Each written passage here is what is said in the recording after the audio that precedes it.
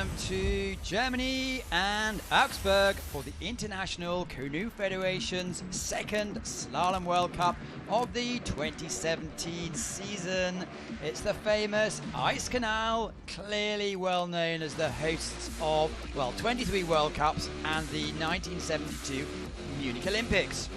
We're going to be covering 3 classes today with you. It's going to take about 2 hours to go through the finals. This morning we've seen all the semi-final action. The best, top, fastest 10 from each class are going to be coming together now. I'm Matthew Layton as always, and my guests are going to be multiple today. I'm trying to put experts with their own fields, and my first expert, who is with us frequently, Spencer Pomeroy from Canada. How are you? I'm good, thank you. Thanks for having me today, Matt. It's always a pleasure. Liam Smedley's supposed to be coming, and hopefully he'll come in a couple of minutes, but we'll have to watch this space. So, conditions, you clearly have been out there, but it looks about perfect. Yeah, it's great. There's no wind today. It's still quite warm, so athletes are trying to stay out of the heat and out of the sun, but I don't think you get much better days than this for racing. Crucially, the wind, there doesn't seem to be much of a breeze. You might be able to pick it up in some, there's a fraction of a movement, but that's you deal with it. 24 gates, 3, 9, 10, 14, 17, 21 are upstream, and let's go straight to the action. Where are the big problems? I think, especially for the C2 category, which we're going to see first, the second last and the third last gate are going to be a big trouble just coming up underneath the bridge.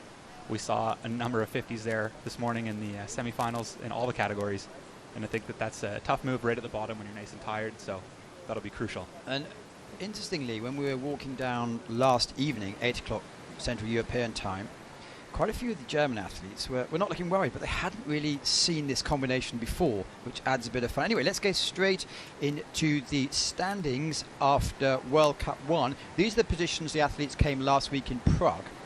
It's a competition that goes all 5 World Cups, with the last World Cup being the final at Sodegel in Spain. Double points. So it's a case of maybe for the C2, it is a special year this year, and maybe they want to prove that they still have their place. Yeah, I think so. And a lot of the athletes who are paddling C2 are still really dedicated to it, and although it's no longer going to be on the Olympic bill, they're still focused on it, and it's a discipline that they really enjoy. So it's nice to see them still out paddling, and it's still going reasonably strong. Well, these are the top 10 athletes. 14 teams were in the semi-finals. Katura and Bacic, maybe the surprise from Slovakia for not making it through. But apart from that, pretty much the big names as you'd expect. Yeah, absolutely. We see a lot of the same boats that were in the finals last week in Prague. And definitely 3 German boats.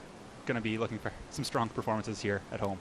The water, the ice canal, it is natural water. It's something that's all the athletes know it because it's pretty much on the circuit every year. It hasn't been for the last 2 years, but apart from that, it's a resident top location. It gets updated a little bit. I was talking to Sebastian Schubert, who knows his course as good as anyone. He says, well, some of the bottom sections, they're slightly changed, but here is Bico Bizou from France, who are a really, really strong pairing, and let's see how they take on this course.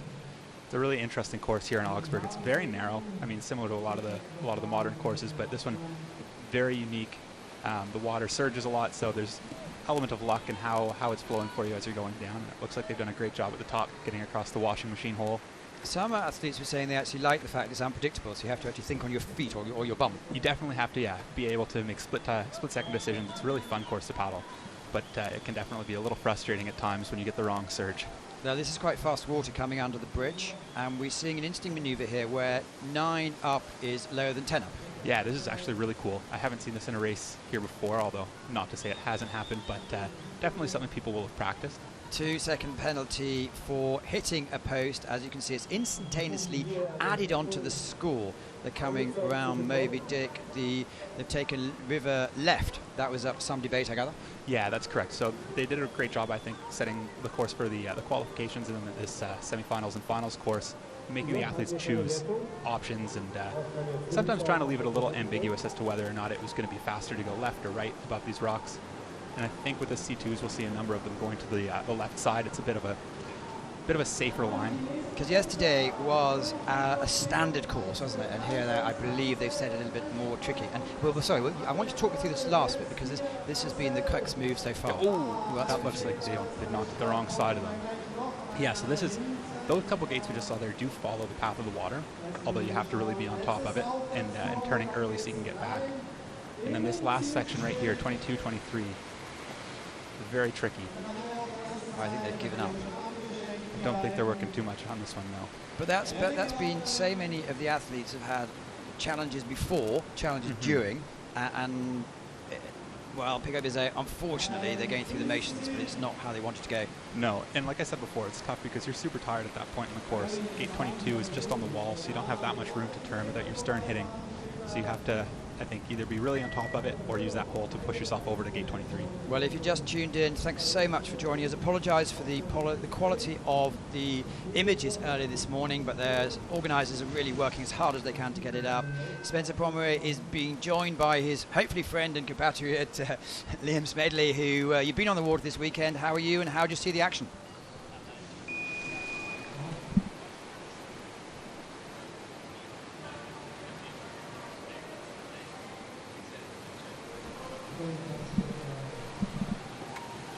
Well, here we go. This is the Yuan Hang from the People's Republic of China.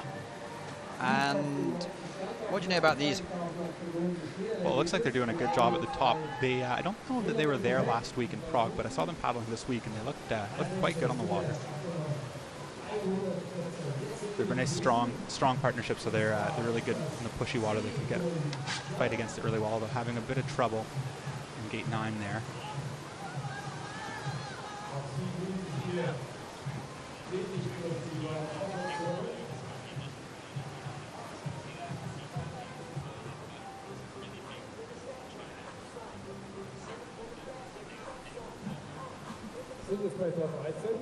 Well, here they go, progressing down the gates. It's a lovely day here. There's quite a few people turned up. Apparently for the Olympics, like 15, 20,000. We're not going to see that, but we see probably more than 1,000 here today.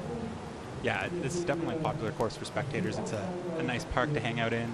They have the natural seating all down the course. You'll see a lot of people sitting in the sun watching, and then you'll also see some teammates running down, cheering on their countrymen, countrywomen as they navigate this course.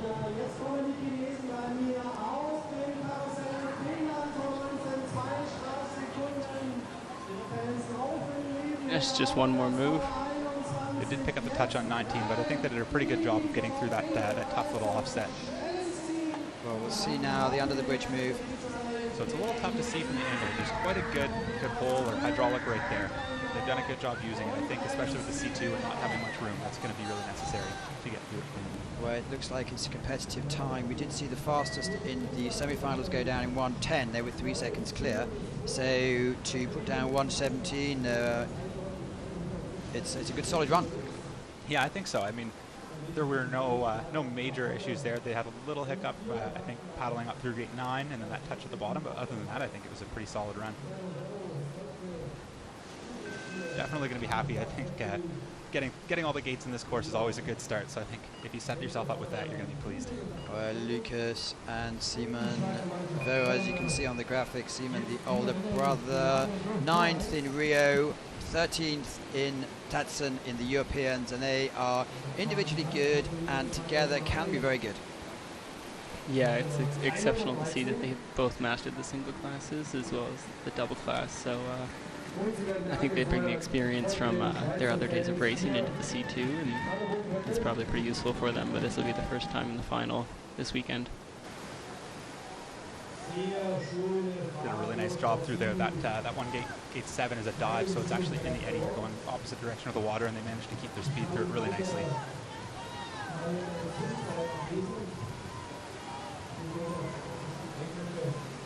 And that's a fun move, but I think it's from watching some people paddle it, it looks like it might be a little bit tiring. You do have to paddle back upstream, so you have to be really on line so you can conserve as much energy as possible there. Would you say it's an energy-sapping run? Because most of the athletes was exhausted when they finished. Yeah, I think so. I mean, knowing the heats course yesterday, I was pretty tired towards the end of that one. So I think this one, there's a fair amount of back and forth and some open stretches where you really do have to sprint. So there's not a whole lot of coasting on this course, which is another reason why it really suits a lot of the German paddlers' style, because they typically like to hammer from top to bottom. Well, it's slightly off the pace at the moment. Third team of 10 to go, and the top after this is stacked with French, Germans, and Czechs. Doing a great job with the tough section at the bottom there, though. Yeah, it looks like technically they pulled together a pretty decent run, just the 2 touches, but I think we have to see that you got to go really hard from top to bottom, and that's where we're going to see the French and Germans really shine. Yeah, looks like they're doing a decent job down at the bottom, got through the obstacle there, but I don't think it'll be quite enough. We're still 10 seconds off the pace that was given in the semi-finals. But I think, as you can see there, that shows it's a testament to how tough the course is. Coming down, even not being in the top spot after the run, they still were pleased with what they managed to put together there. And I think those couple touches hurt them, but the lines altogether were fairly smooth.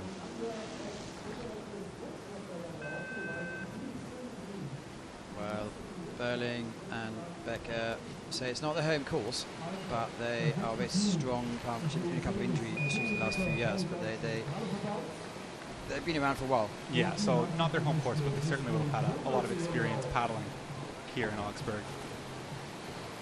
That additional knowledge of the course is definitely going to be beneficial. They're doing a great job of staying in sync. That's a key you're going to want to watch for the C2s. Whenever there's a section where they both get to paddle at the same time, you want to see them both on the same pace, timing their strokes at the same time. Especially in key moments there when you're coming through Zoom Boom, that you might see them both hesitate to get really in the same stroke rate to go over that jump, because that's when they're going to really catch air with the front of the boat and come through clean, and they've done really well through here through the double up sequence. Yeah, they're looking really smooth through the top half of the course. It looks like we have a fair number of C2s opting for the left side of Moby Dick, which is actually that large whale-shaped rock there. And it's usually a debate whether you go to the right or left side, but I think that the speed and the power of these C2s, a lot of them are opting for the slower water on the left because it's a more direct line. Yeah, also a little bit easier for them to get around that rock. I think it's a pretty tight maneuver, so taking the safer option where you're not going to hit it and get thrown offline is not a bad idea. Really smooth run so far. 4 seconds. It looks almost faultless, doesn't it? This is how you should be doing it.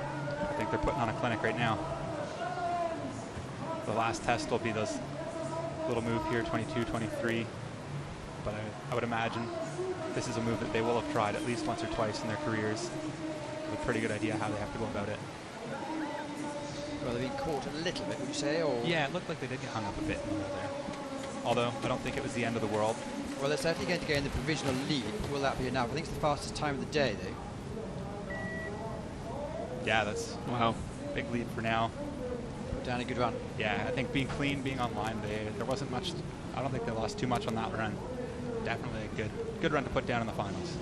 With all the inside knowledge that the Germans bring to this course, you gotta wonder, you might have 1 or 2 C2 teams that are seated right at the back of this field that might have been out of their boats just to see how these guys were going to paddle the course and where they're going to pick up the pace, because that makes a big difference on Augsburg, is knowing those tips. Well, here's some really experienced Schroeder and Betke. Nico Betke was in the C1 yesterday, so he certainly knows what it's about. And good effort for David Schroeder in your picture. He was running down, cheering his compatriot and friend. Yeah, Nico paddled great yesterday. He'll be in the semi-final tomorrow in the C1 category, and this will give him a little taste of the course. But he still likes to paddle C2, so I can't imagine he's any less focused on this than he will be tomorrow. Especially in front of a home crowd, there's no reason not to go for it in all categories and more Germans racing. Whereas last weekend there was a real passionate Czechs screaming down. Here almost it's the Germans have the sense that they expect their people to go well. It's almost like a picnic atmosphere. A little bit more so, yeah. There's a little bit more space here, so you can relax and spread it on the grass and watch. But there's still a good crowd, and it's fun as you paddle down. You can hear the spectators banging on those boards on the side, egging you on to go a little bit harder. You can see them cutting it really close to the wall there, just catching their paddle a little actually, and trying to get to the fastest water on the river left side. There we see the front paddler punting off the wall. That's a great option. You see that fairly frequently in C2. It's a nice way to get the boat re-accelerating, especially when you don't have a great option for a stroke. And this is a cool little feature. Hard to see again from the angle, but in the middle there it's quite shallow, so the paddlers will have the option to either cut to the right side or make a quick turn and come to the left. And I think with the C2, the wider line to the right is going to be a little bit better. It'll set them up more for the upstream. And you can see from the time they're very much in touch. Because there's possibly a second lost on 22-23, and they have a chance to make it back. Yeah, definitely. And again, another very smooth run down here. 32, 37 years old. And they've been... Oh, it looks like they blew right through the hole. So their chances are probably dashed there. I think here we see a good example of where sometimes it's at the bottom of the course and it's a little better to overcompensate and let the wave take you a little more, even though it might cost you not the fastest line, but it is the safe line, and they were definitely going for the win. Yeah, they were definitely trying to cut it, but it's tough to put on a power move when it's shallow there and you're tired at the bottom of the course. I think they'll be pretty upset with that, because other than the one move at the bottom there, they look like they had a great run going. Well, this is their major window to show off their skills. That's what quite a few of the athletes talking about yesterday. There's more pressure, but on a positive side, you can really show off to family and friends what you spend all day doing. Mm-hmm. Yeah, like I said, I think for the most part they were happy with that. It's just that one bit at the bottom. Casper Sindler, one race, one win so far this season, and they won the heat, semi and final last weekend, so they clearly were on good form. Whether it carries over, are there many similarities between here and Prague? I don't think so. They're very different courses. Like I was saying before, Augsburg is pretty unique. I mean, they're both narrow. They have that going for them, but Prague is pretty consistent. There's a lot of features, whereas here at Augsburg, it's a lot of current, and lots of time in between the features to set tough offsets. However, it's not too far, so I would imagine that this partnership has paddled here plenty of times in their career. Definitely just a different style of racing. Prague, you got to be really on top of the gates, setting up before each one. In Augsburg, you've really got these sprints in between, and you got to stay forward on the boat and going as hard as you can. So different styles, but we'll see if the Czechs can also do that winning run here in Augsburg. That's a tough up, especially that up and the up left coming up are tough for C2s. They're both very narrow eddies, so it's you have to be careful that you're really pre-turned for them, or else it's easy to hit the bow on the wall. You can see Becker put down the first time, and all Germans are very much in touch. So Very much. the race is won and lost on the last section. Yeah, I think that's going to be the key to a good run. The other factor in play here is these guys are coming off a win in home turf, so they got lots of confidence going for them, and they know how to win, so not sure where that was. It's given on 21, isn't it? Yeah. Here we go. It's going to be close to this because it's 109.96. Yeah, very close. So that touch will put them out, but it's just a preliminary result, so you never know. I'm sure that someone will be looking at the video and questioning where it was. Well, they have the spotters on the side of the course, don't they? Well, I think It looks... it's you don't have to be a rocket scientist to realise there's something going on there.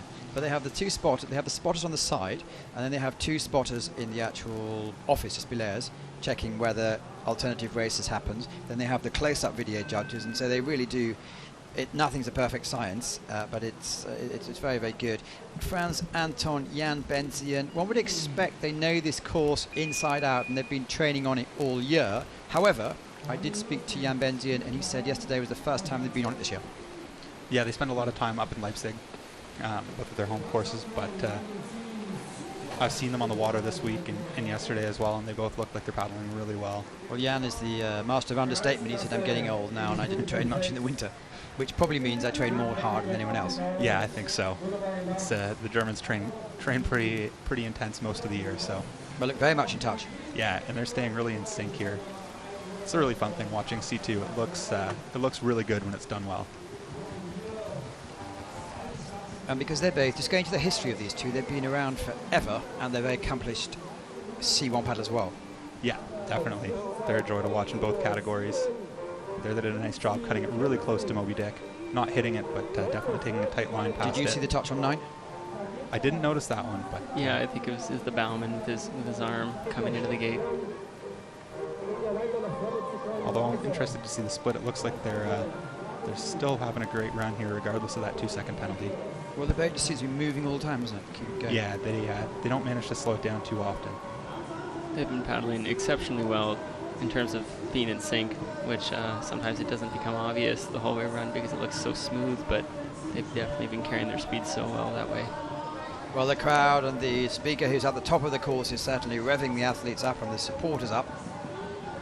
Yeah, I think they're doing a good job to fight back from that 2-second deficit.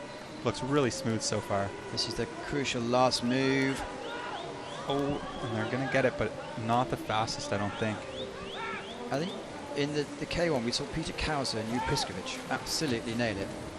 But in C2 we haven't really mastered it yet, and they're going into third place. Yeah, so that 2-second penalty just kept them back. I mean, it wouldn't have been a first place with it, but... Well, he does look a bit tired. Anyway, they're looking to put on a wonderful show next weekend in Leipzig. Yeah, another great opportunity to paddle in front of a home crowd. And of course, that I think the two of them know very well. Well, on the committee of the organisation. Anyway, here we go. We have 7 athletes, 7 teams down. And the very familiar French is Klaus Pesch. Gauthier Mathieu, Olympic bronze medalist, just mixed out in London. And they're very dynamic, aren't they? Very dynamic, yeah. They're both big proponents of keeping C2 as a category. You can see on the back of their boat that I Heart C2 logo they have there. This is a category they're both really passionate about. And as we mentioned last weekend, with the World Championships in Po coming up, it really is a chance to battle to be top dog with 4 or 5 really top French teams. Yeah, it's going to be a tight race there, a course that they know really well. And it looks like they're off to a great run here. They're a little bit up on the first split. You can see that, yeah, this team plays a lot with their body weight, going front and back and turning together with a really flat boat. And when they play that right with the waves and the holes and jumping over things, that they can go really fast.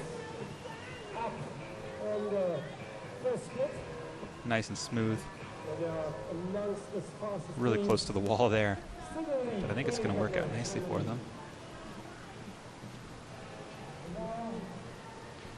Looking like a touch coming up on 6, but it must have been small if it was there. Well, they should be on form. They came second last weekend in World Cup 1 in Prague. So far, the only athletes down without penalties, the 2 Germans in 1st and 6th place. We saw, crucially, not many penalties either in the semi-finals. Yeah, it's, I mean, at the top of the sport, it's so tight. Penalties are 2 seconds even make it really difficult to still compete. So having a clean run is imperative. And we'll get to see the French team taking their best shot at a really classic German move, so.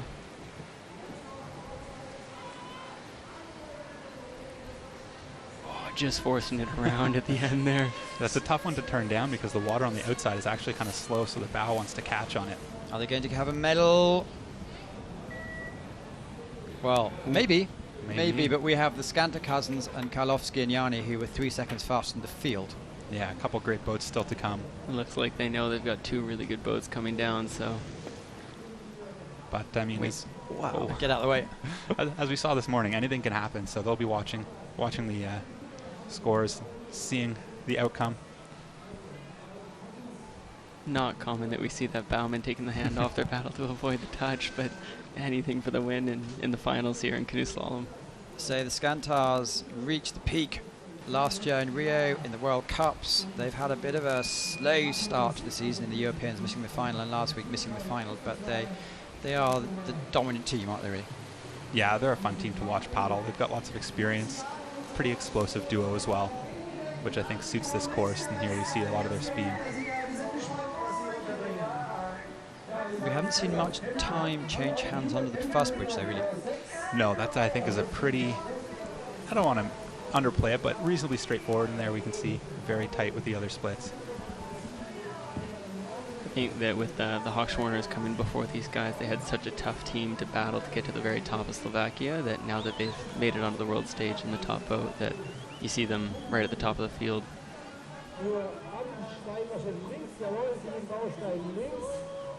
Yeah, definitely a good start to this run.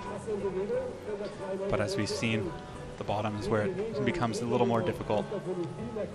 That's a tough move, and I think everyone so far in the C2 final has been able to manage it pretty well. It's another one of those tight combinations where you have to use the water to your advantage and have it push you into the gate.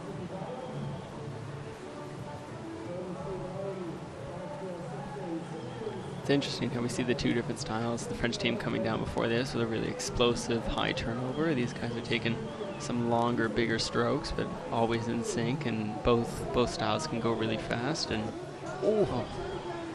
fallen a little bit off the pace, and there they had some bad luck hitting the wall and hitting the gate at the same time. But you have to have a very close line going in, I understand. Yeah, you have to be tight there. You're fighting against the water to get back to the upstream. Oh no. Really similar to what happened to that German team, the Becke and Schwarter. Just. I think that's the idea of the designers of the course, to make you think at the end when you're completely exhausted. Yeah. Yeah, it's not an easy move at the bottom, and it's really tough at this level to try and say you're going to hold something back for the last final move, because I think at that point you have to race right from the top, so everyone's going to be tired equally and struggling to get through there. So far, Berling-Becker have at least silver medal because there's only one team to go. They are leading with 109.96 clear. Kasper Sindler were faster with 2-second penalties. They won 10.89, and Klaus Pescher hanging on there second back with the 111.39. Karlovsky Jani have looked good in the practice, and last week with Jakob Jani, he also had fun in the C2 mixed. Yeah, these guys are paddling really well this year. It was fun watching them at their home course in Prague last week. There's no question of who's coming down the course when these guys get on, because you got the yellow tops, yellow helmets, yellow boat, so the whole crowd knows. And the whole crowd has really gone quiet.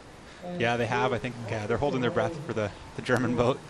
Although here we see them a little bit behind the pace on the top section. It looked like they had to go a little bit wider for a couple of those moves. And not quite as speedy as we've seen so far. It is quite extraordinary because you can see just outside, and everyone's standing by with their arms folded, waiting to see what's going to happen. Yeah, it's a tense moment here, hoping for a home gold medal.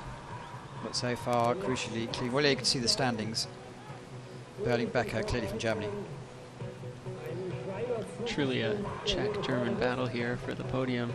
You can't, yeah, and you can't see it on the screen, but if we looking at our window can see the Czech team running down with this pair, cheering them on, willing them to make up a little bit of time here at the bottom. Even the speaker's gone a bit quiet. So are they in touch? Well, they're not. No, and it looks like they lost a little bit more time in that upstream. Again, being so tight in such a small eddy, it's really tough for the big C2s to turn without hitting the wall there, so they had to take a little bit of extra time getting through it. They'll have to be pretty much flawless come to this bottom section and smooth through the last down, and then they'll have to just sprint from the very get-go. Well, we saw them 2.5 seconds back, and the difference between first and third is 1.43, so they really, and they're stuck a little bit. A little bit, but I think that was still one of the better ones we've seen. Well, they're certainly with touch with a bronze medal. Yeah, we'll see what they can do on this final sprint. They're looking really strong and really in sync coming down to the finish. Chachet is 2.06 away from the lead, and they come in fifth.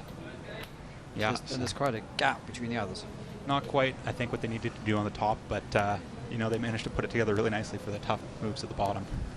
So do we see any asterisks next to the names? No, apparently not, which means that the results, although still unofficial, looks like they're not being contested. And to be fair, we didn't really see any major issues of contention, I think. No, I don't think there were any questionable calls throughout that the final there. Yesterday, I believe the judges had to decide on something like 9,600 gates.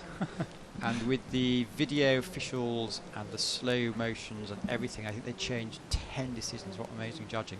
Berling-Becker take the gold, 109.96 for Germany. Czech Republic, Kasper Sindler take the silver. Klaus Pesch still on the medals with the bronze, and Anton Benzian just missing out this time. So dangerously, 2 Germans in the top 4. Let's see how that continues throughout the next couple of hours. The next an hour and a half anyway, so we're going to be seeing. If you just tuned in, we are coming to you live from Augsburg. We're going to make a bit of a noise clicker for the next few seconds because I have a bit of a change of guest. Liam, because you were late, we're kicking you out. And we're going to have Kimberly Woods, who we didn't want to see but we're delighted to see. Thanks so much, Liam. Thanks, Liam.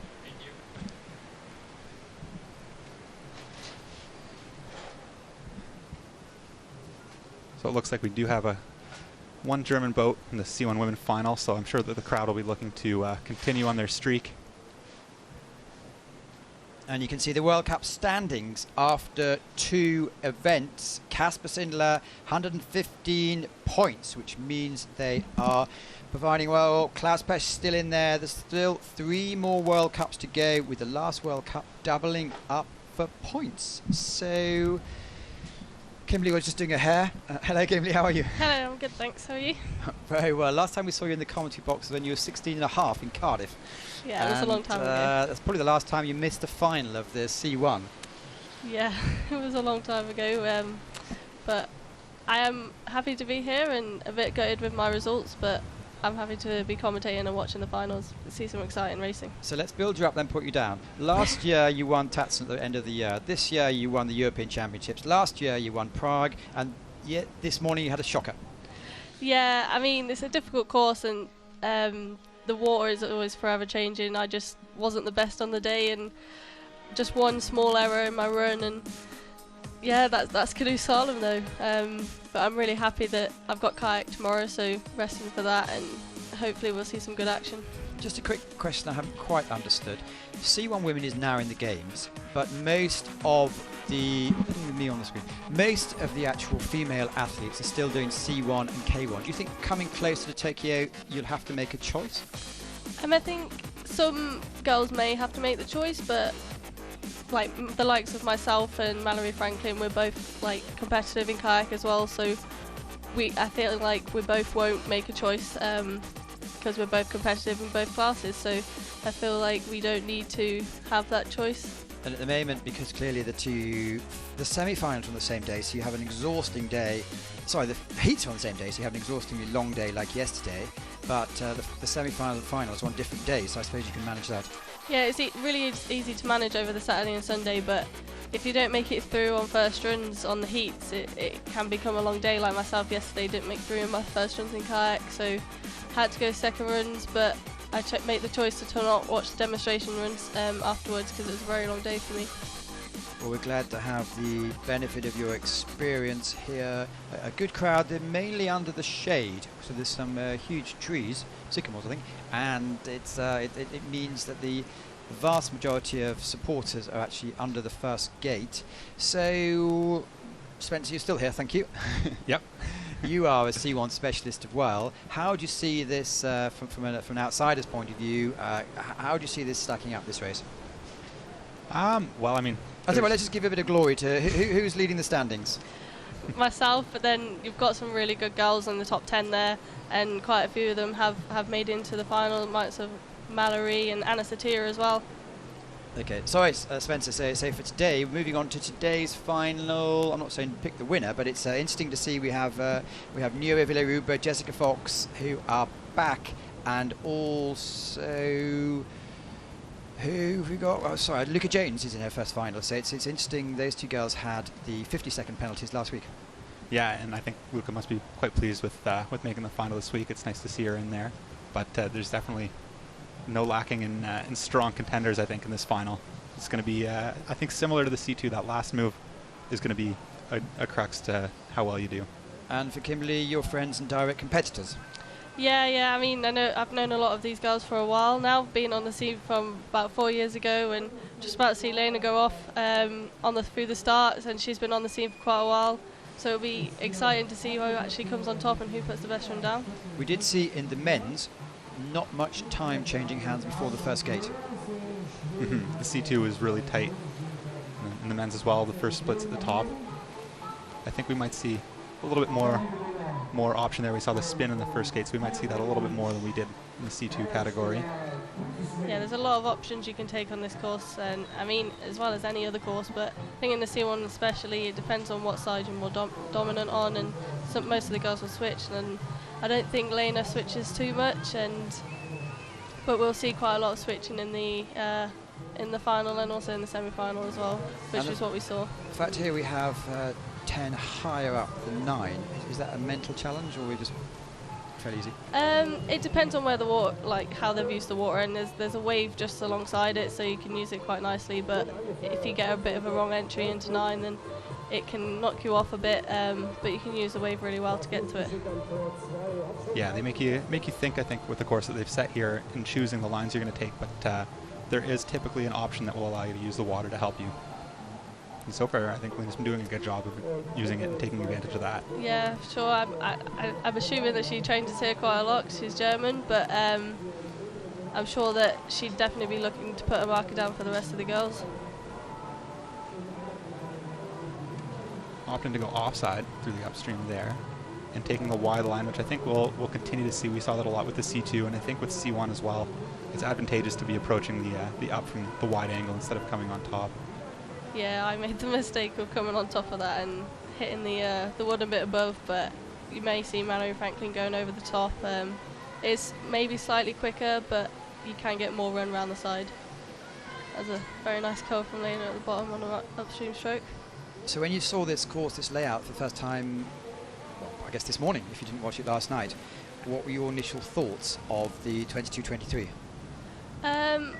When I first saw it, because the view that I got from the video of demonstration runs, I was a bit confused as to why people weren't taking it on and going quite tight and missing the stopper, but from watching it from the bank, it's really technical, and you've got to use that stopper at the end to really take it on and use the water really well to get through 23. Well, we saw Lena come through in 1:33. Anna Satilla, who is same generation as you, she's been around a long time and equally versatile in C1K1. Yeah, for sure. It was amazing to see her compete at London 2012 at, I think, just 16. So for her to do that at that age, she's got a lot of experience from her hand, and she may have picked up an early penalty there. We'll have to see what the judges say about that. Not a great start to her run that she hoped to have made to put a good run down. I was looking at some stats, and it's only in the last 22 World Cups, I believe, we've only had 6 different winners. So it's really concentrated between you and Jess and Mallory. Yeah, I think I had, when that statement came out before the season, I tried to work out who they were, and it was myself, Mallory, Jess, Hoskova, I think Nuria may have got one, and we have Nuria and Jess and Mallory all in the final, so it'd be really interesting to see who comes out on top.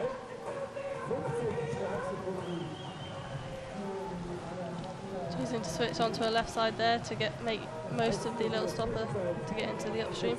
Yeah, we are seeing a big difference in styles between Anna and Lena. Anna opting to switch much more frequently.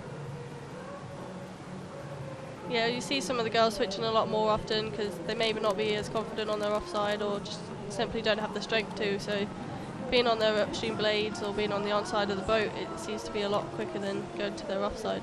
And if you are curious about switching and what switching is all about, the ISF have actually produced a video which is going to be available in the next couple of days, which features Kimberly Woods talking about switching. Yeah, I'm still yet to see that video. I'll show you in a minute. She did a really nice job of that. Yeah, I mean, probably the best I've seen. Other than the penalties, she was on a really smooth run there, especially through the bottom.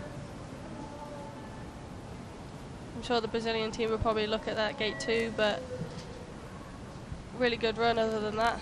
It looks like she wasn't aware of it. Yeah, it's a close call, and sometimes, like, I know some of the athletes, when you're in such a good run, you kind of half forget as well at the top of the course. Here we go, I think we can see it.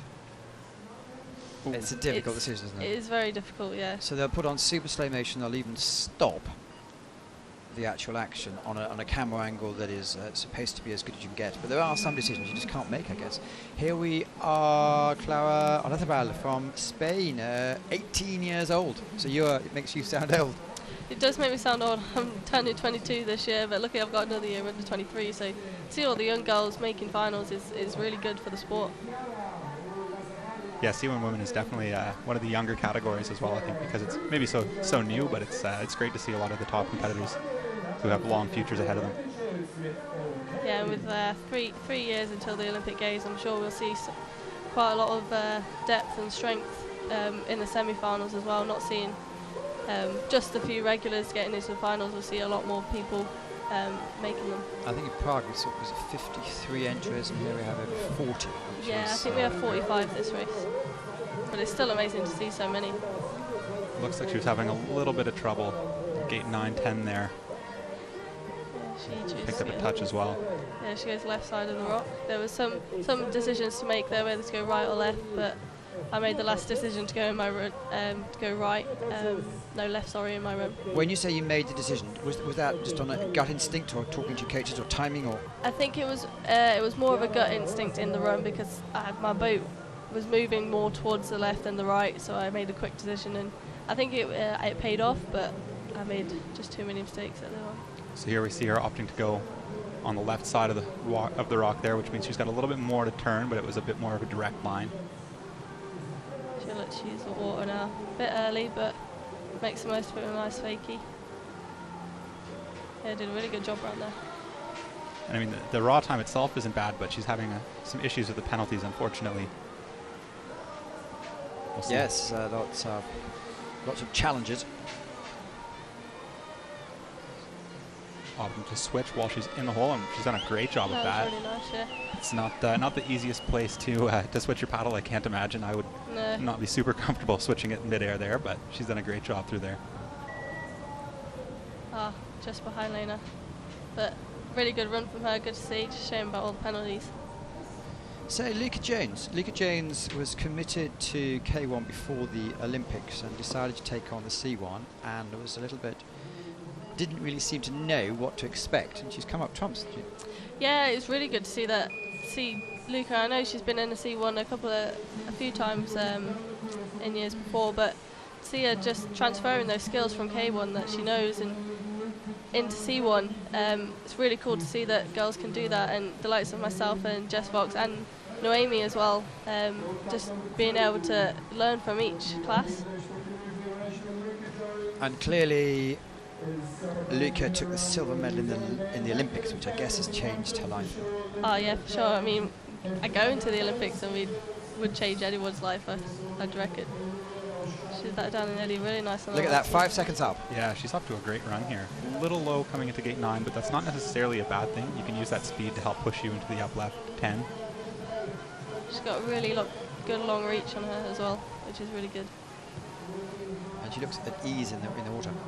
Yeah, boat's always moving, and she just looks so comfortable on the water. Again, taking the left line there. It's a tough choice, I think, between left and right. Going left, you have a little bit more room, but you have to fight a bit slower water coming across, although it is more of a direct line into 14, which is nice. Looks like she's off to a great run here so far. She's on a really good run, yeah. Opening this up really nicely. Still on a clean run, touch wood. Yeah, good smooth run into that upstream. Look to open this up again. Look at that, whole 8 yeah. seconds ahead Massive now, lead, so yeah. it's a different game, isn't it? Do you remember what the graphics are struggling on the screen? Do you remember what the fastest time in the semis was? I don't, I'm afraid. She managed to save that really well. She was she had to make the last minute decision to spin, Yeah. and was but almost a little bit late for 19, but she saved it really well. yeah, See. she did, and she's still clean. Oh. Oh no! Up you come. Oh. Oh no, so that's the issue. That one. I think she might have switched maybe a little bit too late, but she's fighting hard to get back. She had 8 seconds to play with, so she's going to be pushing for the finish here. Yeah, it's going to be, if she's got any breath left. Yeah, it's really exhausting. It's like to roll on a run, especially at the bottom, because you're so out of breath. And you see the empathy between athletes. Lena's not delighted. She was on such a good run, and yeah, Luca would be gutted about that. So you saw a lot of C1 women at the end of the semi-finals making that mistake at the end of the run. Yeah, I think it's really tough because if you choose to be on the left side before that, you're going to start spinning upstream. So switching right above the hole is kind of important, but not the easiest thing to do. Jess Fox, who had a bad weekend at the office last weekend, but is a true champion. Yeah, it's good to see her bouncing back, and all the great athletes do, and I'm sure she'll definitely be looking to make amends. Well, number 1 on her back signals that she's a good athlete. Yeah, triple world champion. And look, 4 seconds up on Luca. That's really good. Good start to her run. You know that she's paddling well when she's being aggressive and putting the boat in the right place, and you know where she wants to put the boat as well when you're watching her. So you top athletes, do you inspire each other? Do you watch each other's technique, or do you rather watch the men? Bit of both actually. Definitely at demos we still watch the C1 women, and also look to see, because all the girls have something different, and I'd say Jess has a lot of technique with her and a lot of strength around the upstream like that. Yeah, that was also really well good. done. But yeah, we look at the top girls and likes of Jess and Mallory and Nuria, and also all of the men, because even though we switch, we can still learn a lot of each other. Well, look at that, 12 seconds up. Occasionally she just embarrasses the field. I know in Prague at the Worlds a couple of years ago she won by 13 seconds. I think she did the same at Tachin a couple of years ago. Sometimes she can be on a completely different level than everyone else, which is awesome to see, because it's just amazing to have that person to chase, I guess. Well, here we go. This is the most crucial move. Oh, And she's opted to switch a little earlier. But yeah, she goes through Catapulted cleanly. out there. Yeah, that bit of water is really fast, so when you get it right, you can get really quick water down. Well done. Oh, it's a very good run. Yeah, this is going to be Oh, a great lead for her. massive lead. She'll be happy with that. Yeah, that was a great run. She managed to keep the boat moving the whole time. I didn't see any spots where she really slowed down or any mistakes in there. I think she'll be very pleased with that. Do you know if she finished her coursework? Because I know last week there's a lot of deadlines of coursework to be done.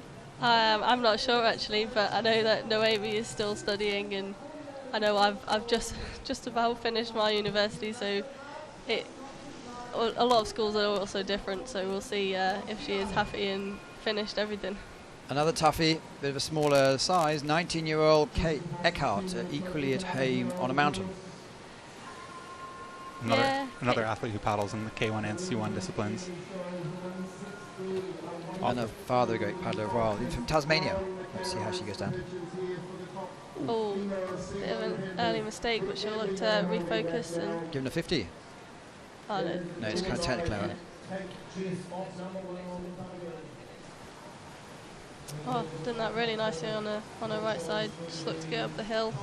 Yeah, she's 4.5 seconds back. However, she has had a really... Oh. But Kate's still young. She has a lot of time to come, and with the likes of training with Jess and Noemi, I'm sure that she'll look to build upon her experiences that she's already had. And to make the team in K1 and C1 is pretty good, 'cause it's quite tough there with Ali Burrows, Ros Lawrence, and a whole load of top athletes.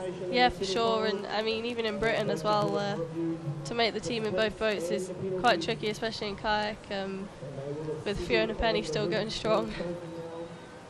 And I'm sure it's the same in Oz as well. Well, here she comes. We saw Jess, I think, was it 12 seconds up at the split, so we just have to have some sort of reality check.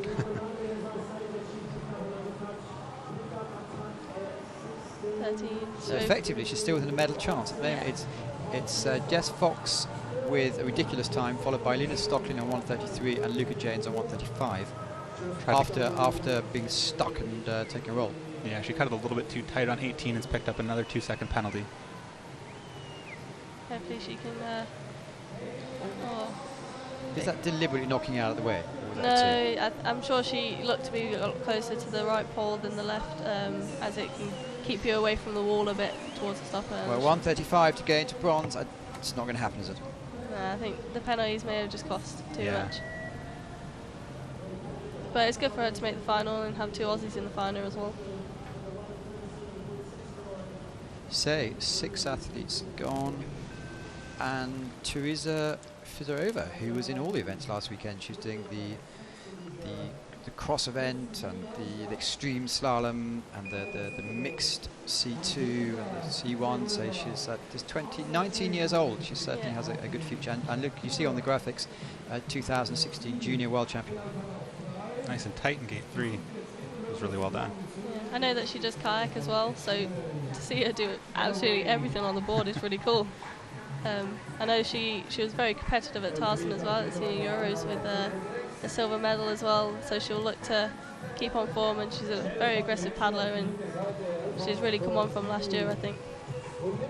So that was really nice. Well, that's so in touch. 2.68 back from Jess Fox, who we saw about 5 minutes ago. A little bit too tight, but played off well. Yeah, she managed to stay away from the pole, and it did slow her down a little bit, but I don't think it's going to cost her too much time. Definitely something she's able to make up at the bottom. Yeah, she probably will look to go left this rock. Yeah. Yeah, she's a very aggressive paddler. It's good to see all the girls really pushing it. And again, the Czechs are walking, running down with her.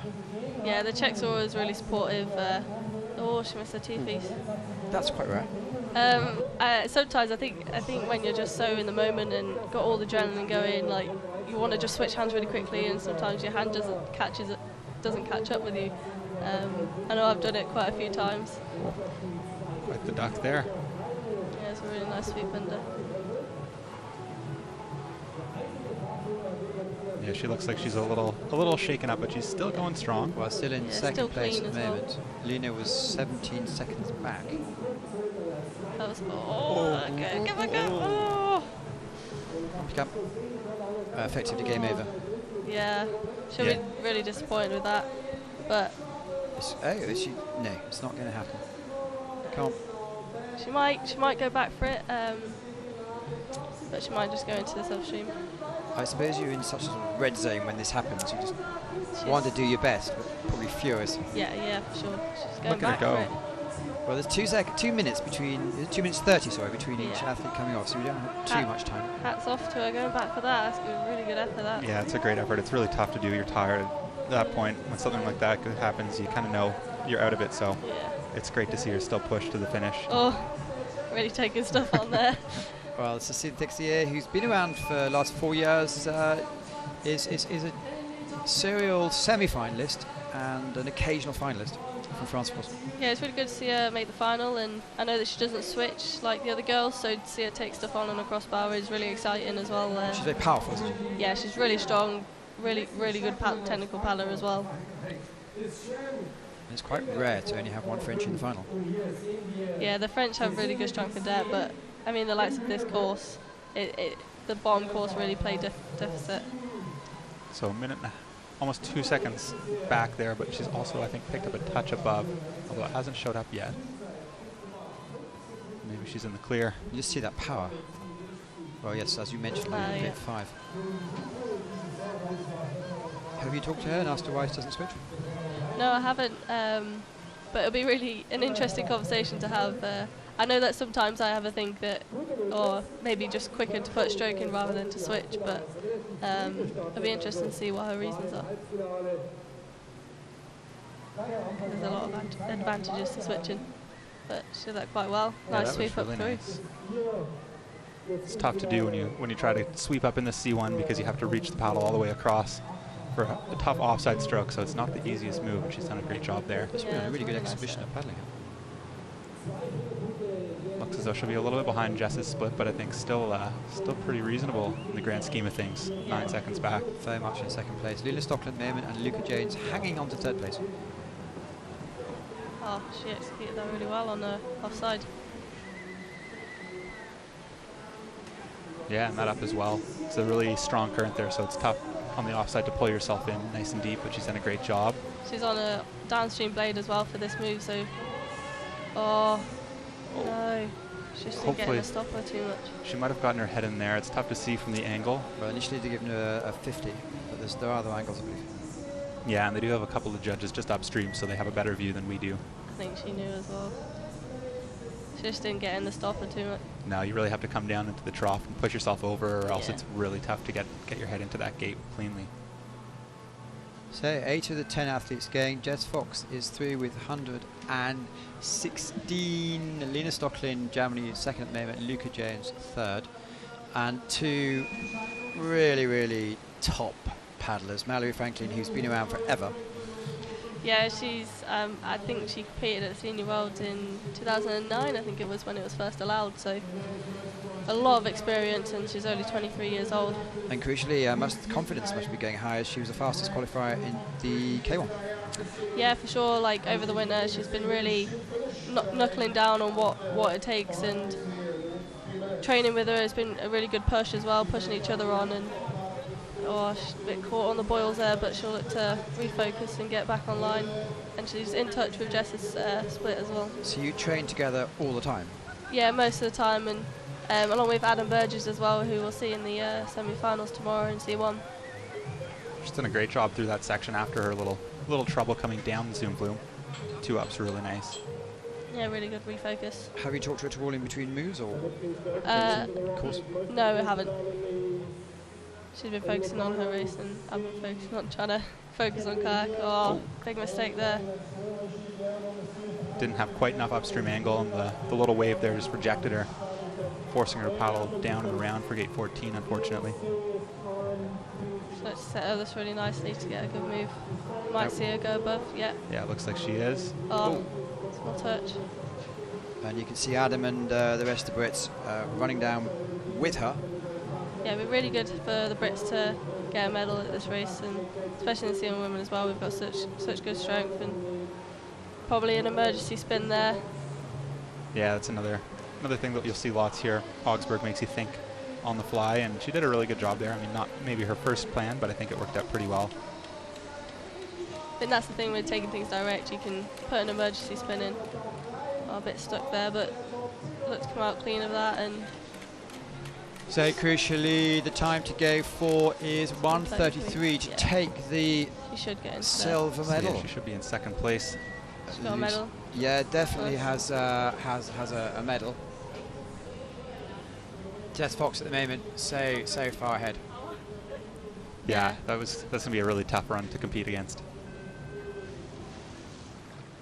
And if anyone was going to do it, it'll either be Mallory or Nuria. So we've got one of those boats left, and I know that Mallory will be quite disappointed in that run, and with a few plan Bs, maybe even Cs, but she's got a medal out of it, so she'll hopefully be happy. So Nuria Villarubla is she plays around in K1 sometimes, but I suppose with Mylin against her, it must be quite demotivating. Well, it can be demotivating, but also motivating as well at the same time, because you've got really good strength in kayak women in Spain, so to have the girls to chase, and it can get quite exciting. Yeah, and she's flying down the top half of the course. Yeah, in touch again with the split. I suppose there's four of you who can keep up with Jess when she's on form, and definitely Nuria is one of them. That was a really nice up there she she's executed. She's having a great run so far. This is great to see. She's definitely been told the time to beat, and it looks like she's giving it everything to get there as well. Yeah, I know that sometimes Jess is unbeatable on this course, but we all have the skill set to try and get ahead of her. Oh, it's a really nice car move. Yeah, that was great. A little patient, waiting on the pole, and kept the boat running. Yeah, that'll be great. I'm interested to see the split here. It looks like she's definitely on pace. Yeah, she might look to go the wide line. Oh no. Ooh, ducking it tight. Yeah, that was very tight. It works though. Looks like it might pay off. There we go. Just a second back on the split, and still clean. So it's going to be exciting, just over 1 and a bit seconds off the pace. Yeah, and she's still looking like she's paddling really well through the bottom part of the course. Yeah. Just a good exit and get up. Key will be the last move here through the hole. We'll probably see a switch before. Or Oh, no. Lost some time. Yeah, and I think you're right. I think the switch was needed before she got in there. Yeah, but she executed it right, and she'll be fighting to get on the podium. So the crucial time is going to be 1:27 for Mallory Franklin to take the silver medal. Yeah. And she does. She moves into 5th place. So there was a possibility there, wasn't there? Because she's only 5 seconds back with quite a big mistake. Yeah, and it's good to see that the bib 1, 2, and 3 are all on the podium, which is a bit rare to see in some of the classes, but it just shows the strength that the top girls have in the finals as well. Yeah, that was a great run up until that one last move, which cost her, but thankfully she was able to pull it together and still get a place on the podium. Well, that's what C1's all about. Jess Fox on her day is fast. Nuria has a she takes star. The provisional gold. Nuria Villarubla has a star, which means the judges have flagged it as something that needs to be examined in second place. We can't guess what it is. Maybe I'm guessing, yeah, it was that duck on 16 there. Yeah. Well, Mallory Franklin looks safe in at least the bronze medal. Lena Stocklin is going to be waiting on. Luca Jane's first final at this level is great with 5th. And we have the fans watching for the K1, which is going to be coming up in a couple of minutes. Yeah, and really exciting final that. There's Nuria coming down. We do have the next athletes coming in. Spencer Monroy, thank you so much for coming in. And Kimberly Woods, thank you so much for coming in as well. Thank you, it's been a pleasure. Thanks for having us. Enjoy yourselves, and we're just going to welcome the next 2 gates. Can you give them a nod when we, next 2 guests rather, when we're coming out? So cut you off, and thank you very much. So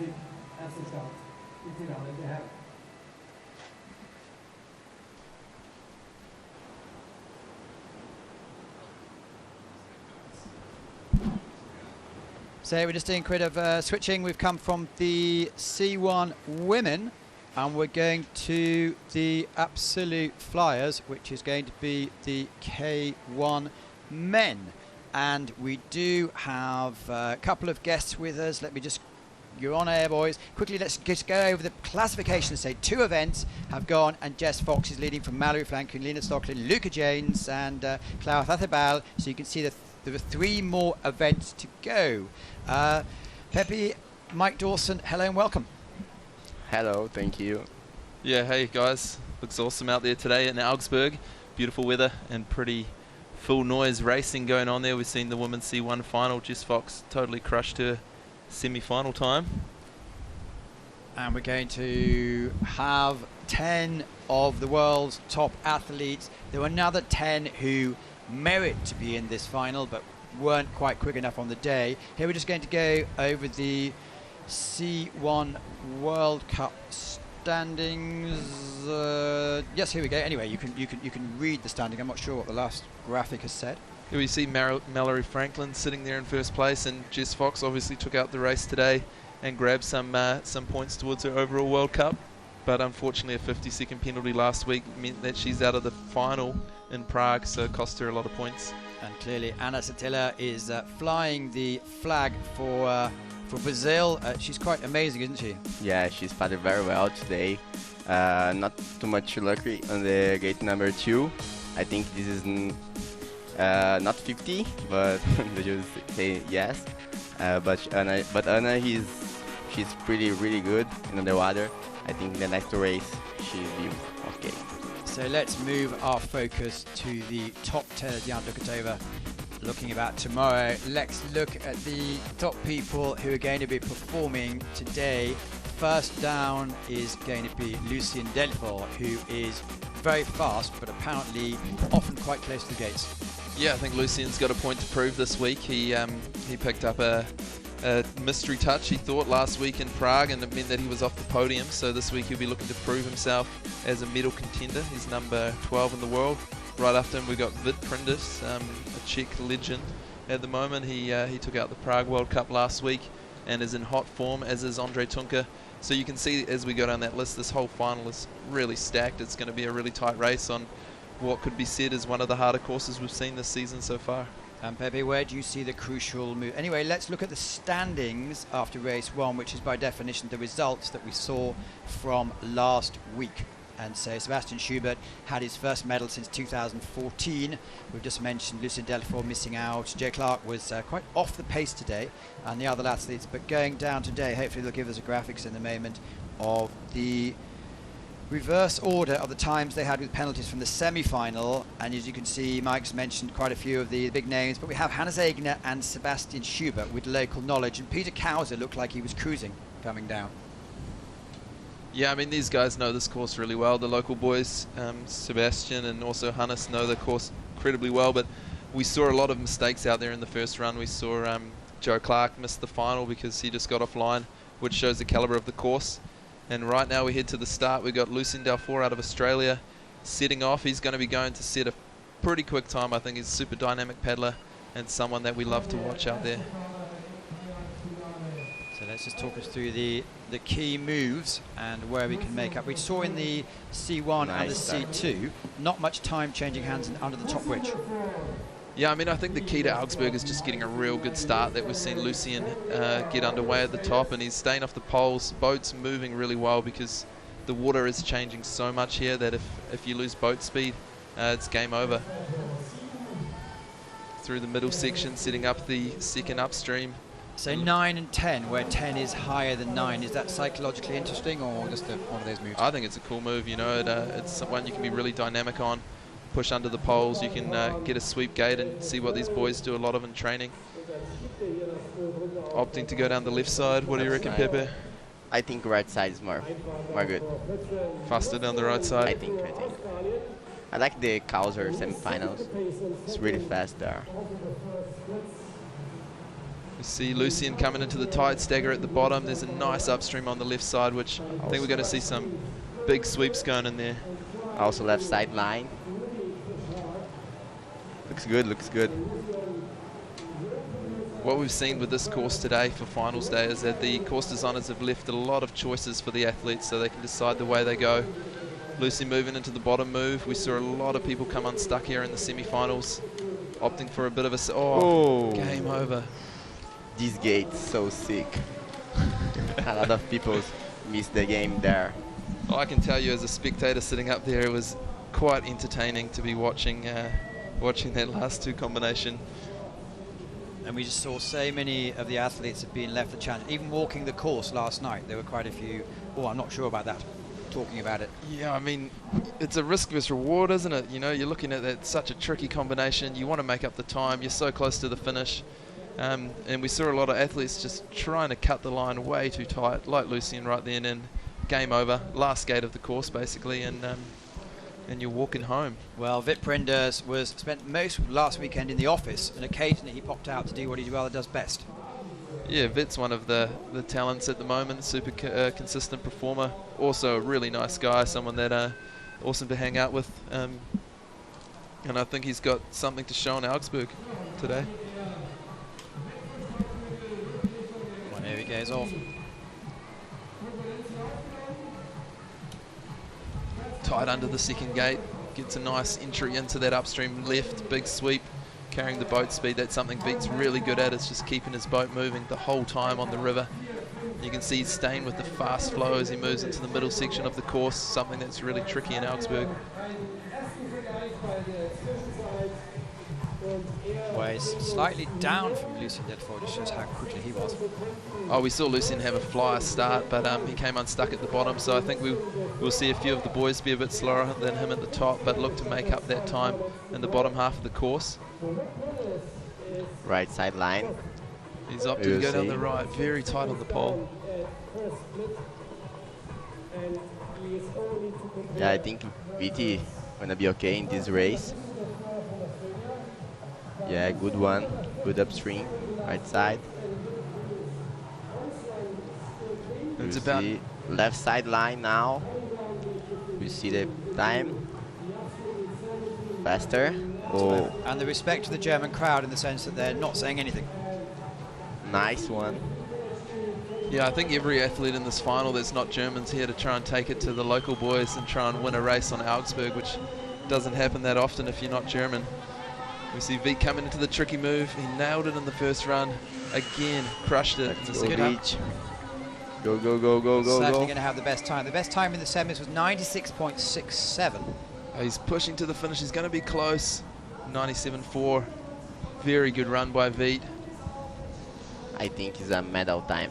Yeah, I think this is a podium performance, but we have got a very stacked field coming down after him. Up next, Andre Tunke, his compatriot from Czech Republic. So out of the four of the personalities, he's probably the most reserved. Andre is a very reserved guy until you get to know him, and he's wildly funny once you start to yarn to him in a quiet space. Good to know. But he's kind of the guy that just sits around and does his training by himself, works hard, knocks off the miles, and as you can see this season, he's done the work and he's starting to perform really well. Is the camera off-putting? Because we know some of the people look a bit nervous, or do you just, the pros, you just look past it? Yeah, I guess these guys have raced so much they don't notice the camera too much at the top of the course. And Augsburg, there's always a lot going on because you've got people warming up next to you, and the start clock, the starter, whatnot, everywhere. Good start for Tunka. You see the time. Tunka is very, very concentrated on the top gates. Oh, same time to Vit. Yeah, it's one touch. I think for the podium it's too much, but we will see. The Czech guys is so fast. Use the water. I think this final course is about to use the water. It's not about the fight, about the power, how fast you can do, but how many times you can use the water. I think 6 seconds of penalties is not going to make it today. Now with 6 seconds penalties, he's going to have a lot of work to do on the bottom of the course. And Veet Prindish had a really great run, another one there. And we've actually seen this all weekend, haven't we? Once it starts getting offline and getting pear-shaped, it's really hard to keep it together here on Augsburg. Five penalties now, I think he's going to have. Another question. Yeah, another question mark there. I mean, this run's just got away from Andre. It's a shame because he is paddling exceptionally well this season, and he definitely has the potential to be sitting on the top of that podium. So 3 athletes have come down now, and still have 7 absolute flyers to go. Alexander Grimm, if you meet him in the street, you wouldn't suspect he goes into a very small little kayak, would you? Yeah, Grimm's one of the bigger guys on the circuit. He's a strong boy, and I mean, he's been around for a long time now. He's a really solid performer, 2008 Olympic champion. Was absent from the race scene for a little while, and then he worked his way back into the team, and now he's a regular contender for these World Cup races again. Clearly coming from one of the 3 Germans in the final. Oh, Grimm's also Augsburg local, born and bred here, so he knows this course exceptionally well.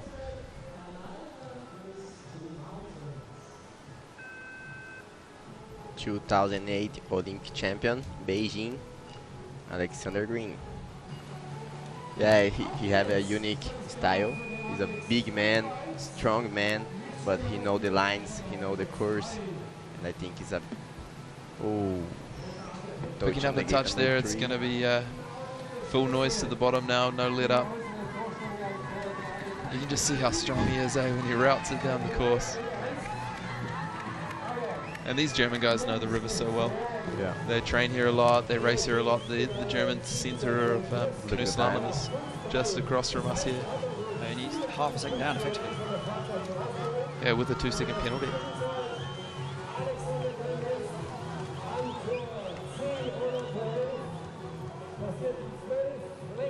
There must be at least 50 people going. If you see out the window, there's 50 people, a huge crowd running down with him. I mean, that's one thing the German team does have, is an awesome support crew, especially here in Augsburg. A lot of people come out to watch the race, and we've seen that all weekend. And when someone like Alex comes down, he's got a cool support crew to run down after him. Moving into the bottom of the course. Hitting the bottom, we've seen so many people touch the bottom there today. Still in touch, look at that, only 1.4 back, so effectively he's the fastest to go down. Veet Prindish having no penalties, but he did do a really super last move. Yeah, I mean, Grimm's going to have to really nail this move, and it is hard for him to get across above the stopper. There we go, easy. Well, he set himself up nice, didn't he? He took his time. Time to go is 97.4.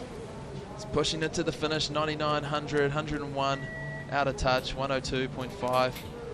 It's not going to be enough for a podium today, I think. 4 seconds of penalty. But we've got a bit of excitement in store. The next starter, Kubo Jakub Grigor from Slovakia, the young Red Bull athlete. He's out to kick ass today, I think. Yeah, he's really fast in this course. I think he will be okay, he will be good. Well, he's a bit like you two. Really, he shows us that he loves life and loves his chance on the water. Oh yeah, he's a legend. He's such a nice guy to hang out with. One of the favourites on the scene for sure. I wouldn't be surprised if there's a big group of people running down with him. He's also super relaxed, takes it in his stride, and seems to be getting better every day on the river. You just see his results, 2nd in the heat, 6th in the semi-final, shows how consistent he is under the pole of gate 2. And always is a showman as well, isn't he? He puts on a show going down. Oh, he's always got a smile a mile wide on his face, so just looks like he's having fun out there. Interesting fact, his girlfriend actually painted his boat with a marker pen. That's why it looks so cool, made with a lot of love.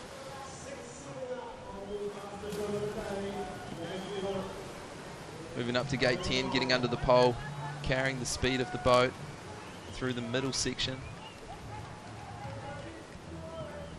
Kubo out of Liptovsky Mikolaj is obviously used to paddling in these changing water conditions, so he's making quite light work of the middle section of the course. Moving in for a big sweep upstream, exceptionally fast. That's impressive, isn't it? Yeah, that's just boom. Nice final project. Nice one. He's definitely got the head game. Does Kubo another one. Well, it says he's still very much in touch. 0.8 down at the moment, and just the last difficult section to negotiate.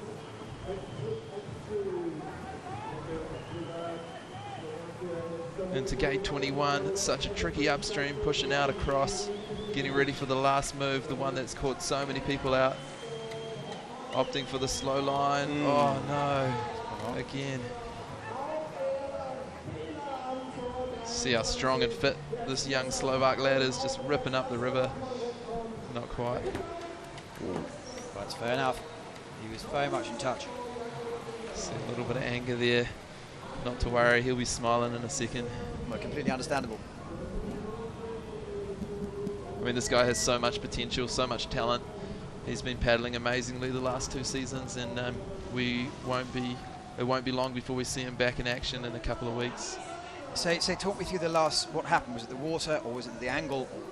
It's just so tricky, you know. You've got the hole there that's really slow water, and where gate 23 is, the water's really fast, so the boat slows down and then it hits the fast water, and it's quite easy to turn downstream before you get to the gate. Is it a fair gate? Oh, for sure. You know, it's tricky, but these guys are the best of the best, so they should be able to get it done.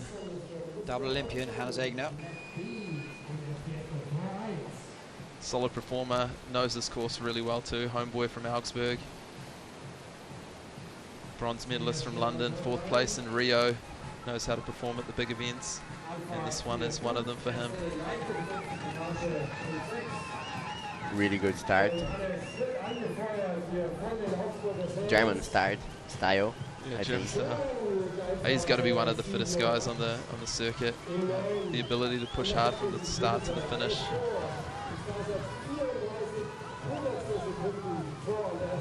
So far, faultless run.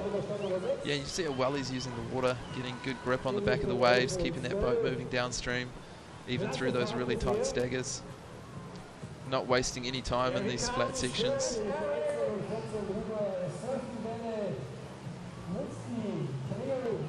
He just knows this place so well. Thousands of hours lapping around here as a young fella. And just embracing the chance to get out here and show the world what he can do in a World Cup. So we have a race on our hands. Vip Prendis was fractionally leading 97.4 with a big gap to 2nd place. Yeah, we just saw Hannes crush the last 2 upstreams, and it's going to be tight. It's going to be really tight. Well, Vip wasn't perfect on the last, was he? No, but he was good. Good. Nice line. Wow. Oh, he's well ahead, I think. I think Vip's going to be slipping into 2nd place. Amazing run by Hannes there. Oh, no. So close. Shame how good the foreigner was. Oh, yeah, Vip must have just hammered it to the finish line.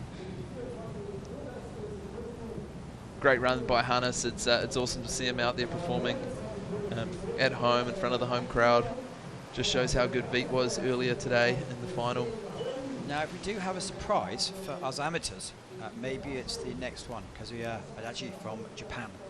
Yeah, I mean, Adachi had a medal last year at the Tartan World Cup. He's super smooth on the water, and it's often you see the Japanese looking so good out there, and sometimes the results don't show what they're capable of, so it's awesome to see him in the final today. Well, I think this is really good to Canoe slalom sport in Japan, these results. Here you go. It's going to be your scene in a couple of years' time. He was 3rd down, I believe, of the 40 athletes in the semis. Yeah, he was an early starter in the semi-final, and he just executed a basically technically perfect run. I know that he's spent a lot of time here in Augsburg, and he is a very smooth paddler. You might notice at the back of his boat he's actually got little fins on the top deck of his kayak, which give him a more grip in the upstreams. Something we have not seen in many kayaks ever before.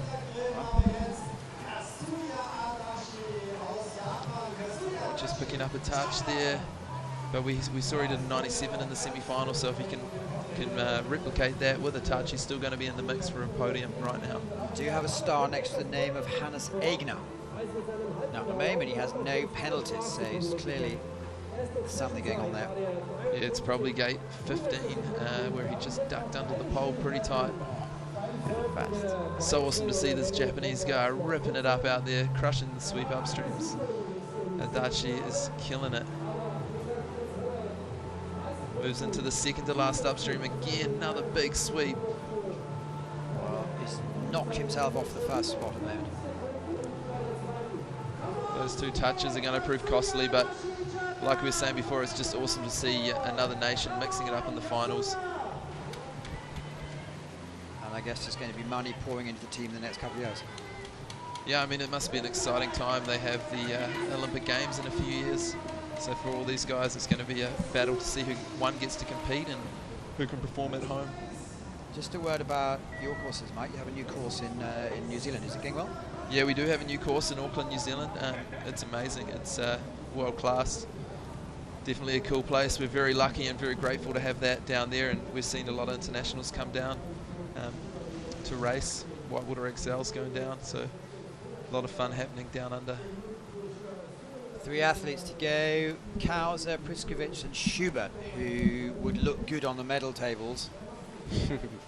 We've seen that star go away from Hannes, so he's safe and sound at the moment. 0.24 behind Veet, sitting in second place. Kauser starting. Kauser's one of these guys that knows this course inside out. Exceptionally fast. He's been racing here since the early 2000s. If you just look at his CV, double world champion, silver medalist. He's done it all, basically. 13th in the heats, 3rd place in the semi-final, slipping offline into the first up. But he can correct it. I mean, Kauser's someone that seems to get speed from everywhere, so very, very cool paddler to watch. Really good mindset, calm and cool on the water.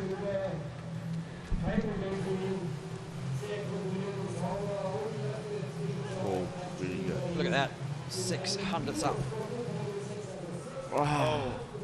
Just didn't carry enough speed. Oh, so much time there, losing the wave as he comes back up. Plus the touch is hugely costly to him.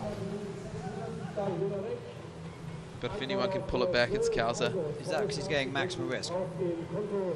Yeah, just getting offline. It's such a tricky upstream, that upright. The water changes a lot. There's a big boil right behind the upstream, and you need to go for it if you want to be in the mix these days. So Kauser just getting caught out there. 2 touches, gate 14 as well. Slipping away from him. Good news for Vit Prindish, sitting on top of the leaderboard. How's a medal? He has a medal, potentially. Who have we got to go? Yuri Priskovic, Sebastian Schubert.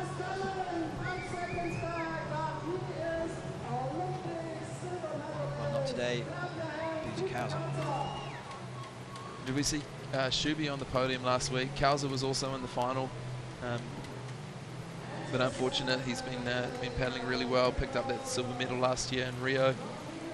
And he's just signed up for Tokyo, so we'd be seeing him again in the near future. Again, and there's Vit Prindish, rightfully looking happy. Veet, the Czech boy, sitting there between the 2 German lads. So Peter Kauser's disgusted with himself.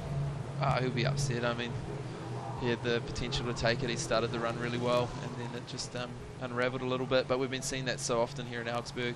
We saw it in the qualifications yesterday, and we saw it in the semi-final earlier this morning. But up next, we've got a bit of excitement in store. Yuri Priskovic, world #1, absolutely on the form of his life right now. Bronze medalist last year in Rio, world champion 2015, World Cup winner last week in Prague. He's so modest as well. He always like, well, I just hung on for the win. Yeah. What I like about Yuri is it looks like he just doesn't care, win or lose. You know, he's just going for it. He's technically so good. He said a couple of years ago, more than that, 4 or 5 years ago, he did a race where he decided not to go 100% and he regretted it. He said, from that moment on, I'm just going to give it everything. Yeah, and he does, and I think it just shows in slalom when you really push it. You can generally hang on pretty well. It's when you start holding back and get a little indecisive. And perhaps the then it fact starts that going he's wrong. And half a second up. skill set as well. Oh, he's got an incredible skill set. Been paddling for a long time, and he's got a 0.44 second lead on the top half of the course as we move into the tricky combination above Moby Dick there. opting to go right. I'm sure these boys sat down after the first runs and did splits to find out left or right of the rock what's faster. Whoa. So he's just putting the head in, isn't he? He's not really wasting any centimetres. Yeah, it's something we see from Preskovitz a lot, is that he really goes for it. There's a lot of gates that other athletes might not sweep, but Yuri has no worries, not holding back and just going for it like this. Well, look at that, 2 seconds up. Yeah, he's ripping it to pieces. Wow. It's all down to the last tricky move, as you say. Yeah, he's looking really good out there. Coming into the crux move, above the bottom drop, setting up nicely. And a touch. Lost a bit of time. Lost the speed as well, didn't he? Yeah, come on, Yuri, push it to the finish, mate. So close. And it's all fallen apart in the last.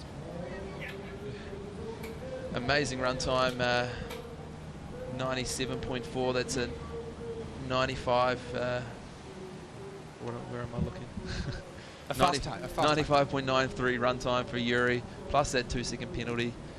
We've got Germany Czech sitting on the podium. It's looking good for Fit Prindish to go 2 from 2 in this World Cup, with only one contender remaining. That's Sebastian Schubert. Lives just down the road in Friedberg.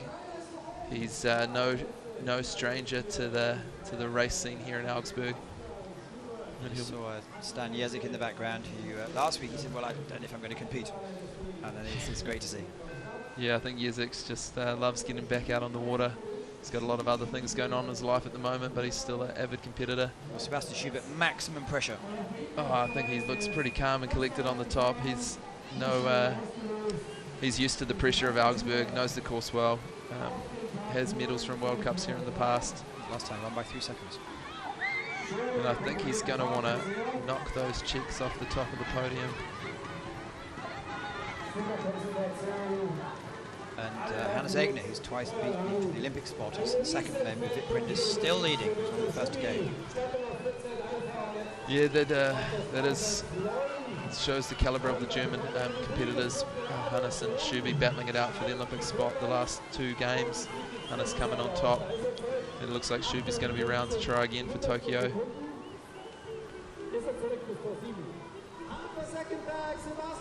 Well, another huge crowd running down with him so far. Would you say faultless? Yeah, it's looking pretty good, and these guys will know what's fast, what's not out here. And you see Schuby just crush the upstream gate 14. Very smooth. He doesn't look like he's rushing or offline at all. Just slowly making his way down the course with precision everywhere. That's interesting. 1.19. Pepe, do you think he's going to get it? Will he do it? Yeah. Schubert is really fast here. He's really strong, but the pitch bring is so good run. Have a so good run. And we'll see. It's going to come down to that the streak. The hardest streak. Whoa. No.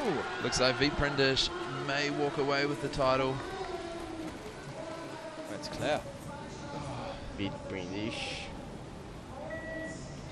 Well, it's off the podium. So close, the time in the podium, 97.40.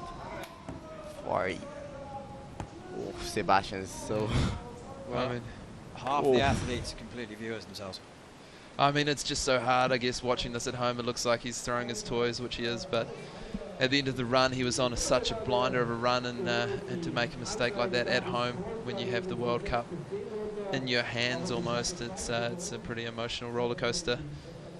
So hard for Schuby to deal with that at the bottom, but he's a good dude. He'll be back next week in Leipzig to throw down, I'm sure. Well, we don't see any asterisk says it looks like Vit Prindish has maximum points. 2 World Cups, 2 victories. Hannes Egner for Germany has the 2nd position, and Juri Priskovic 3rd. Sebastian Schubert, as we saw, having a challenge at the end, is 3 seconds off the pace. Yeah, sitting back in 4th place. Czech 1 and 3, German 2. Vit 2 from 2. Amazing stuff. It just shows the calibre of the Czech guys right now, and all the men's kayak from Czech Republic are on form. You've got Andrej Tunka sitting in 9th place as well, and Vavra was just outside the final in 12th. So I think Czech Republic right now, men's kayak, wants to watch. Absolutely. And here we go. The Does it look pretty official to me. Vip Prindis takes the gold for the Czech Republic. Hannes Egner, silver for Germany. Jure Priskovic, Czech Republic, takes the bronze. And as you can see for yourself, it's there's some close, and there's some very frustrated athletes, which will in the next 10 minutes they'll be shaking each other's hand and be well, not forgotten, but it'll be move on.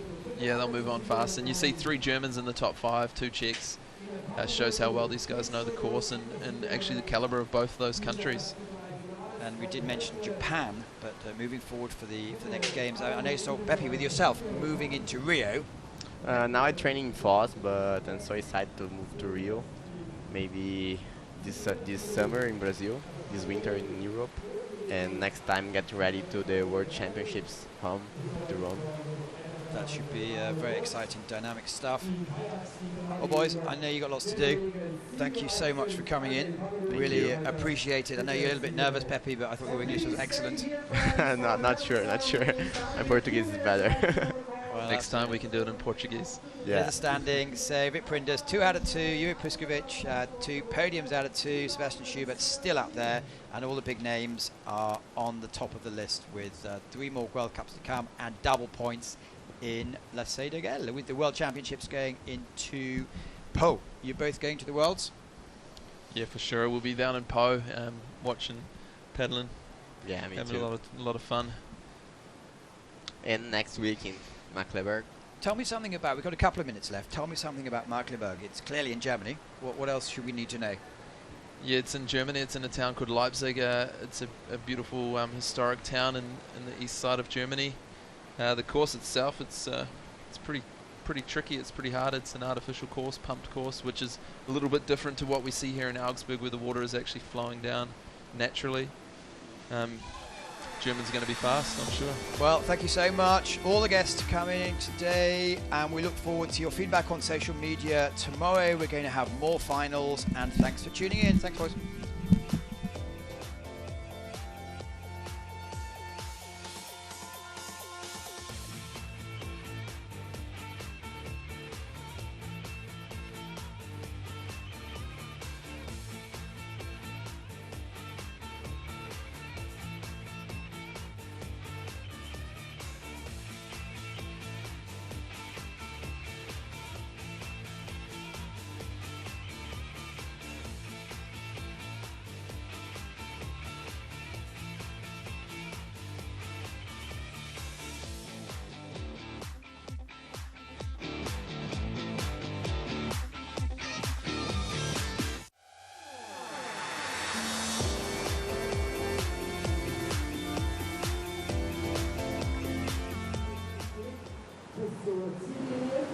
Die Ziellinie ist zwischen Tor 13 und Tor 14. Das wird das Ziel sein für den Halbschwein. Und hier haben wir den ersten Start um 16 Uhr und 15 Minuten. Also